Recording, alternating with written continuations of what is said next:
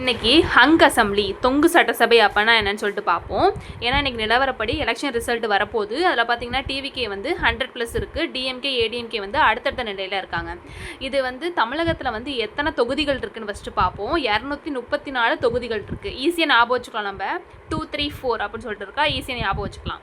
இதில் பார்த்தீங்கன்னா 50%க்கு மேலே எடுத்திருந்தால் தான் அந்த கட்சி வந்து பெரும்பான்மை நிரூபித்து ஆட்சி அமைக்கலாம். இப்போ 2, 3, 4 அப்படின்னு இருக்கா, இதில் வந்து 50% அப்படின்னு சொல்லிட்டு பார்த்தீங்கன்னா 117 அப்படிங்கிறதா ரேட்டாக இருக்குது. 117, 118 எடுத்தால் தான் அந்த கட்சி அப்படிங்கிறது பெரும்பான்மை நிரூபிச்சிட்டாங்க அப்படின்னு சொல்லிட்டு அர்த்தம்.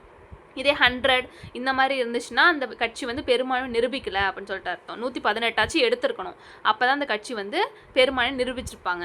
இப்போ எந்த கட்சியுமே பெரும்பான்மை நிரூபிக்கலைன்னா என்ன ஆகும் அடுத்தது அப்படின்னு சொல்லிட்டு இதில் பார்ப்போம். எந்த கட்சியுமே இப்போ 100, 70, 65 இருக்கான், எதுவுமே வந்து 118 எடுக்கலானா தான் இந்த தொங்கு சட்டசபை அப்படின்னு சொல்லிட்டு நடைபெறும். இப்போ என்ன பண்ணுவார், கவர்னர் ஆளுநர் இருக்கார்ல, அவர் என்ன பண்ணுவார்னா யார் அதிகமான சீட்ஸ் வச்சுருக்காங்களோ, இப்போ டிவிக்கு அதிகமான சீட்ஸ் வச்சுருக்காங்கன்னா அவங்களை கூப்பிட்டு பேசுவார். இந்த மாதிரி உங்களால் வந்து மெஜாரிட்டி ப்ரூஃப் பண்ண முடியுமா, நீங்கள் வந்து பெரும்பான்மை நிரூபிக்க முடியுமா அப்படின்னு சொல்லிட்டு அவங்களுக்கு வந்து டைம் கொடுப்பாங்க.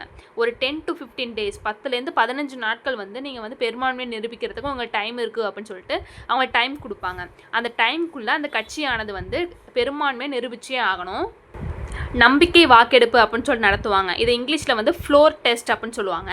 இது மூலியமாக அந்த அதிகமான ஓட்ஸ் வச்சுருக்க அந்த பார்ட்டி வந்து பெரும்பான்மை நிரூபிச்சிட்டாங்கன்னா ஓகே.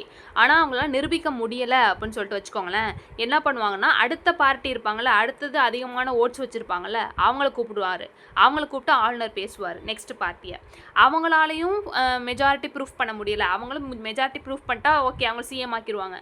ஆனால் அவங்களாலையுமே வந்து ப்ரூஃப் பண்ண முடியலை அப்படின்னு சொல்லிட்டா என்னென்னா, இவர் வந்து சரி ஓகே எதுவுமே ஒர்க் ஆகலை அப்படின்னு சொல்லிட்டு அந்த மாநிலத்தில் குடியரசுத் தலைவர் ஆட்சியை வந்து அமல்படுத்திடுவார். யார், ஆளுநர் கவர்னர் இருக்கார்ல, அவர் வந்து குடியரசுத் தலைவர் ஆட்சியை வந்து அமல்படுத்திடுவார்.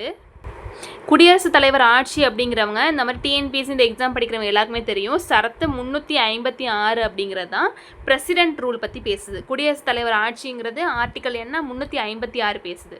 ஓகேவா, பாலிட்டியில் அந்த இடத்துல வந்து குடியரசுத் தலைவர் ஆட்சி வந்து அந்த மாநிலத்தில் போட்டுருவார் கவர்னர்.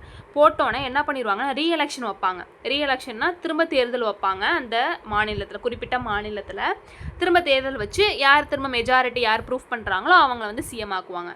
இதுதான் வந்து இதோட ப்ரொசீஜர். இந்த ஹங் அசம்பிளினா இதுதான் வந்து ஹங் அசம்பிளி, தொங்கு சட்டசபை அப்படின்னு சொல்லுவாங்க.